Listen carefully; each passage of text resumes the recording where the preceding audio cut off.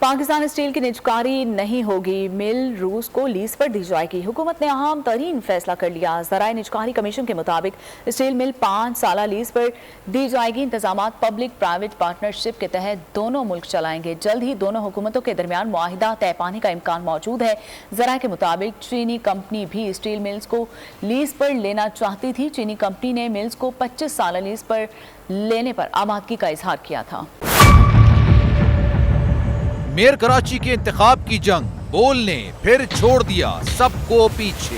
इस वक्त मुर्तजा वहाब मुंतखब हो गए हैं मेयर कराची, ये ऐलान कर दिया गया है बाकायदा तौर पर। अब सहाफती रिवायत रखी बरकरार, बोल ने दिखाई सबसे बड़ी ट्रांसमिशन। और ये सब्जेक्ट था, मैंने आपको कहा कि नंबर गेम में जमात इस्लामी के पास नंबर पूरे नहीं है। लम्हा बलम्हा की सूरत हाल से किया बाखबर आवाम को। रेंजर्स के एहलकार और पुलिस के एहलकार हैं, वहाँ अलर्ट है और वो इस बात की कोशिश कर रहे हैं कि अब कोई नाखुशगवार वाक़या जो है वो रूनुमा ना हो सके, क्योंकि बोल है सबसे पहले सबसे आगे।